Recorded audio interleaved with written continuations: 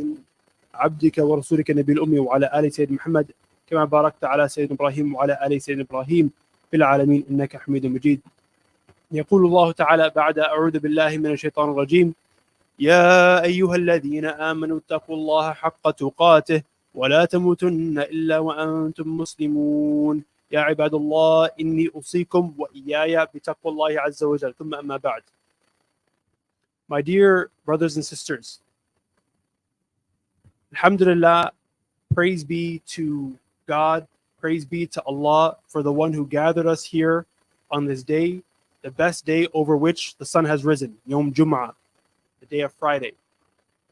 And we're extremely blessed that Allah subhanahu wa ta'ala has chosen each and every single one of us, blessed each and every single one of us to be on this religion of Islam, to be here on this day at this time, worshiping Allah subhanahu wa ta'ala, connecting with Allah subhanahu wa ta'ala, fulfilling, for some of us, fulfilling our obligation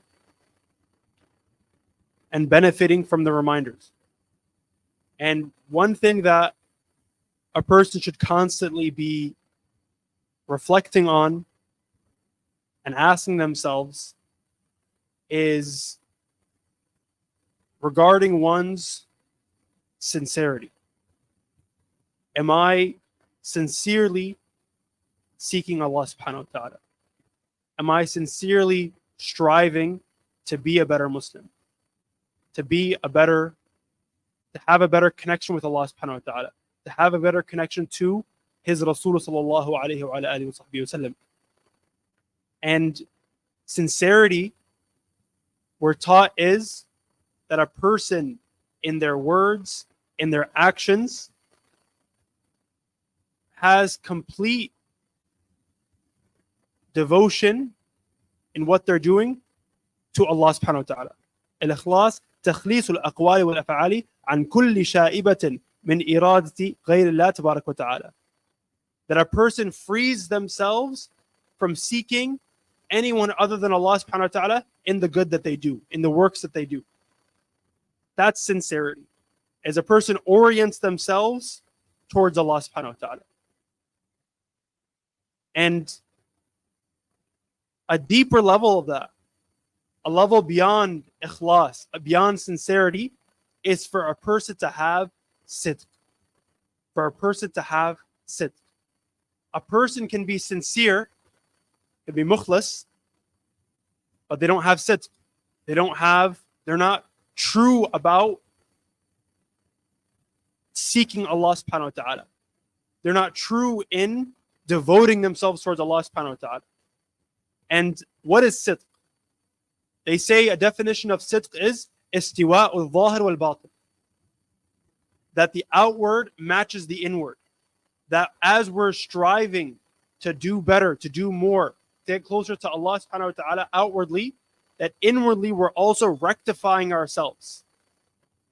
That when I'm alone, I'm still attempting to do the same and even better, more worship than when I'm with others. That I'm not just putting on a show for those around me, that rather I'm truly, sincerely seeking Allah subhanahu wa ta'ala. That I'm about what I'm doing. That I'm giving this my all. And our teachers, one of the definitions they give for sidq is that a person gathers and collects and puts forward all of their effort to doing good. That a person gathers themselves. I'm going to pray my dhuhr prayer. I put every fiber, every ounce of my being into sincerely seeking Allah subhanahu wa ta'ala in that. It's deeper than just sincerity. Because I can be sincere. I can pray 2 rak'ahs right now and I can be completely sincere. It's just for Allah. But maybe my mind wavers. Maybe I'm kind of lazy about how I do it. I'm kind of, slow to how I do it. But a person with sidq is going to give every ounce of their being to make those the best 2 rak'ahs they possibly can. Maybe the end result is that they're not the perfect 2 rak'ahs. But they can testify in front of Allah, Ya Allah, I gave this my all. Ya Allah, I gave this my everything. That's sidq. Is that a person uses every single ounce of energy they have in that action. And a person can be sadiq in their salah, can have sidq, can have trueness in their prayer, and the next prayer they don't have it, right? None of us are perfect. But what does that mean? That doesn't mean that a person doesn't strive every single time. That doesn't mean a person doesn't attempt every single time. And you saw this in the companions. You saw in the companions and in stories of the seerah that when their trueness, when their sidq was tested, they rose up and they matched the challenge. Beautiful story is the story in the Battle of Khaybar. The Battle of Khaybar, the Muslims are marching on a fortress. They're laying siege to this fortress, the fortress of Khaybar. And as the first day of fighting ends, the Muslims have gained ground. What does that mean when they gain ground? That means that there's also spoils of war for them to collect. Armor left behind, supplies left behind. So, as is in every battle, the Prophet ﷺ, he gathers the spoils of war and he distributes them. So there's a Bedouin man, and this Bedouin man had done hijrah with the Prophet. He went from Mecca to Medina. And he stuck with the Prophet. The Bedouin man gets to his tent and he sees some spoils of war gathered for him. So he says to some of the people around, he says, "What is this? Mahab?" And they say, "This is your spoils of war." قالوا قسم قسمه لك رسول الله صلى الله عليه وسلم. This is your portion that the Prophet ﷺ portioned out for you. فأخذه فجاء به النبي صلى الله عليه وسلم. He took his spoils of war and he went to the Prophet صلى الله عليه وسلم. فقال يا محمد ما هذا? Oh Muhammad, what is this? Right? Bedouin man, a little rough around the edges. So the Prophet ﷺ says, قسمته لك. This is what I separated for you. And he says, قال ما على هذا اتبعتك. I didn't follow you for this yet. I didn't follow you for this. And so the Prophet sees something in this person. He sees the light of sidq in this person. So he asks him, why did you follow me?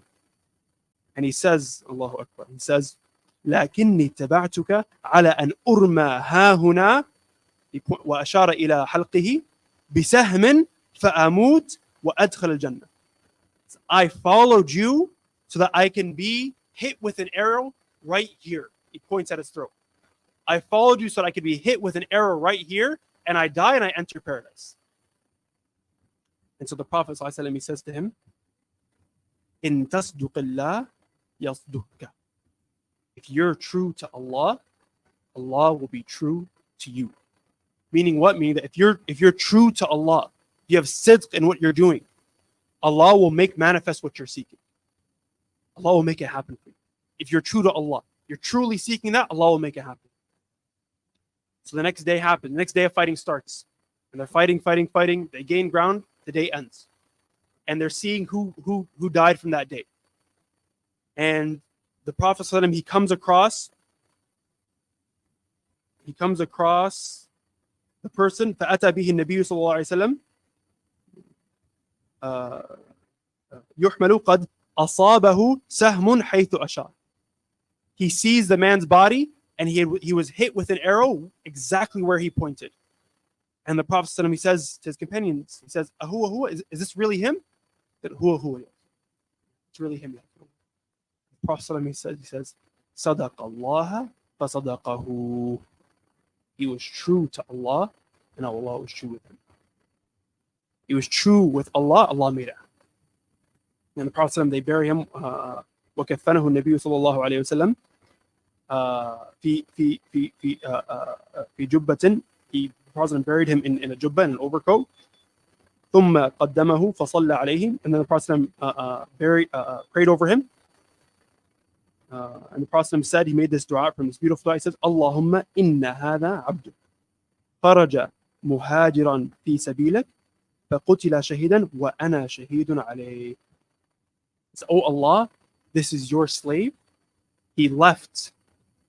He traveled as a migrant. He migrated for your sake, and he was killed as a martyr. And I bear witness to that. I am a witness to this man's martyrdom, to this man's sincerity, to this man's sidq. That this was an individual. صدق الله فصدقه. He was true with Allah, and Allah was true with him. Allah made it happen. Allah made it manifest. And This is what sidq is all about. That you and I, we put our best foot forward. We put the most effort we can. We're true to Allah. When we say, Ya Allah, I'm seeking to draw near to you. Ya Allah, I'm seeking to gain knowledge. Ya Allah, I'm seeking to gain closer to you. I'm seeking to grow in this deen. It's just lip service. But if we're true with what we're doing, we show Allah that, Ya Allah, I'm putting my best foot forward. I'm putting my best effort forward. We can't even imagine the doors that Allah subhanahu wa ta'ala will open for us. We can't even imagine what Allah will make manifest for us through His grace, through His mercy subhanahu wa ta'ala. And this comes in hadith that the Prophet ﷺ informs us that Allah said, إِذَا تَقَرَّبَ الْعَبْدُ إِلَيَّ شِبْرًا تَقَرَّبْتُ إِلَيْهِ ذِرَاعًا. If my slave gets close to me a handspan, I get close to my slave, in meaning not physically, an arm's length. وَإِذَا تَقَرَّبَ إِلَيَّ ذِرَاعًا تَقَرَّبْتُ مِنْهُ بَاعًا. And if he gets close to me an arm's length, I come close to him a stride, a footstep. وَإِذَا أَتَانِي يَمْشِي أَتَيْتُهُ هَرْوَلًا. And if he comes to me walking, I come to him running. This is the Rabb that we're dealing with, my dear brothers and sisters. This is the Lord that we're dealing with. That what is upon us is to show Allah that effort. Allah takes care of the rest. Allah takes care of the rest. That what we have to show Allah is that genuine, sincere striving. And Allah can change our affair in an instant, in a moment. And you see that a beautiful example of that is in the story of Umar ibn al-Khattab. Right? An individual who on the day that he converted, he was going with the intent to kill the Prophet ﷺ. And in one moment, in one instant, he crossed through the threshold. He passed into the door, and Allah changes his affair in an instant, in a moment, to make him one of the greatest companions to ever walk the earth, one of the greatest believers to ever walk the earth. A person who the Prophet ﷺ said about him, if a messenger was sent after me, Ya Umar, it would have been you. And in one instant, that change happened. And the beautiful thing about Umar, he came trying to kill the Prophet ﷺ. He ends up converting. After he converts, he says, Ya Muhammad, awalasna ala al-haq, like, aren't we on the truth? The Prophet says, Bala, yeah, of course. And he says, then why are we hiding? In one instant, he says, why are we hiding? We should march out in the streets and declare Allah's greatness and declare La ilaha illallah Muhammad Rasulullah. This was in an instant how Allah subhanahu wa ta'ala changed the affair of Umar. And Allah can take any one of us by the hand and change our affairs in an instant. What is upon each and every single one of us, what is upon you and I, my dear brothers and sisters, is to have sidq with Allah subhanahu wa ta'ala. Is to have true sincerity, to seek Allah subhanahu wa ta'ala truly, to put our best foot forward, our best effort forward, and Allah subhanahu wa ta'ala will take care of the rest. Right? And you see this with many of the companions, that they truly, truly had sidq with Allah subhanahu wa ta'ala. When push came to shove, it wasn't just lip service. It wasn't just lip service. They were willing to sacrifice their bodies, their flesh, their lives, their families for the sake of this deen, for the sake of furthering this deen. You have the story of Abu Ubaidah ibn al-Jarrah, one of the 10 who were guaranteed Jannah. At the Battle of Uhud, the Prophet ﷺ has been injured. A rock was thrown at him, and the edges of his helmet were burrowed into his cheeks, and he was bleeding, sallallahu alaihi wasallam. And Abu Bakr narrates, he says, as I was going up towards Uhud to go assist the Prophet, I see a man almost as if the man was flying, rushing to the Prophet.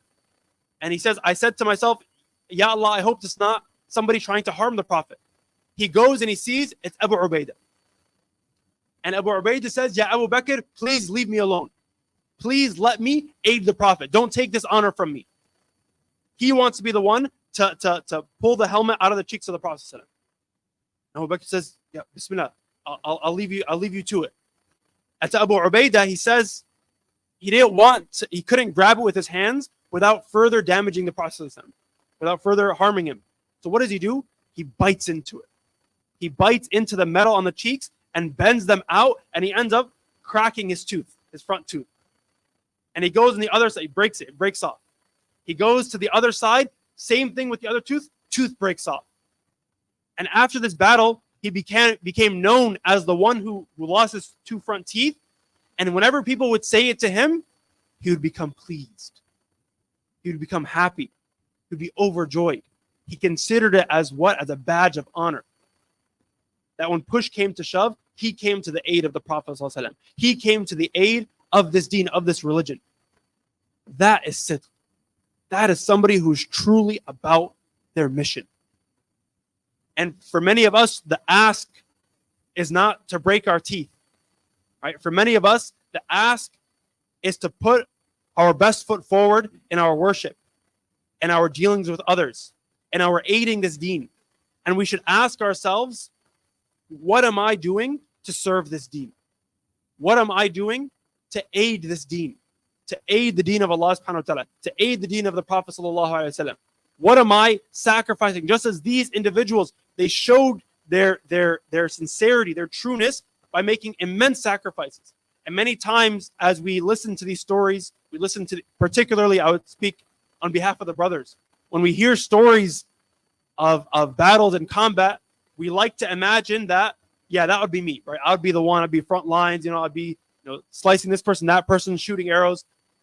But the reality is that sacrifice that they made came after so much more sacrifice outside of the battlefield. Came after so much more difficulty and struggle and starvation and migrating and outside of that point. So we should ask ourselves, am I striving the way I can strive here? For most, if not all of us, we're not asking to physically fight anybody. But what we're being asked is to strive for the sake of Allah subhanahu wa ta'ala with sidq, with trueness, with sincerity, and being about this mission that we're on.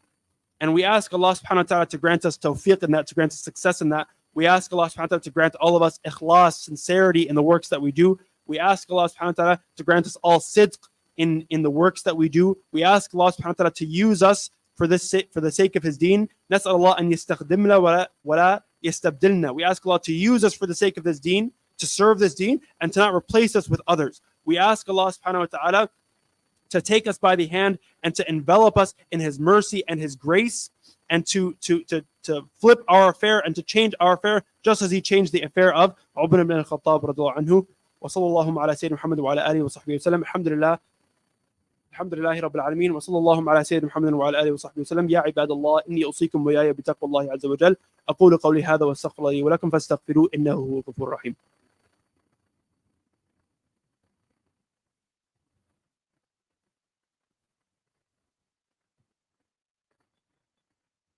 الحمد لله وصلى الله على سيدنا محمد وعلى آله وصحبه ومن والاه. يا عباد الله إني أوصيكم وإياي بتقوى الله عز وجل.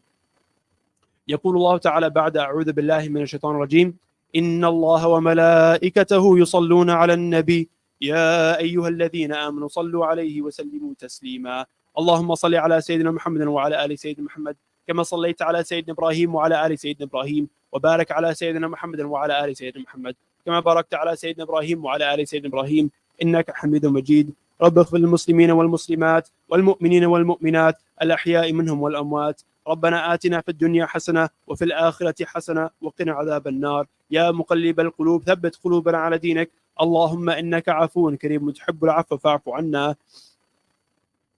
إن الله يأمر بالعدل والإحسان وإيتاء ذي القربى وينهى عن الفحشاء والمنكر والبغي يعظكم لعلكم تذكرون.